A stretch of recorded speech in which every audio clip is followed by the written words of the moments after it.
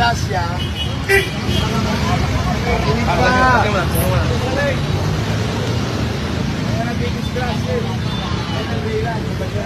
Stay! Atras!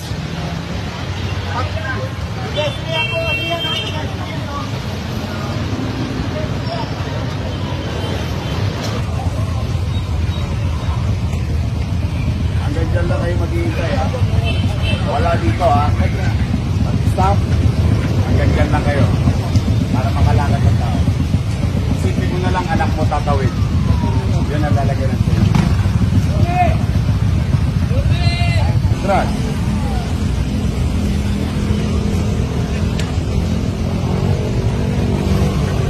Magandang araw sa inyo. Magandang araw sa inyo. Isipin ninyo, ang pakiusap ko lang, isipin ninyo, asawa nyo, anak nyo, pamilya nyo, tatawid ng pedestrian. Ilalagay ko sila rito.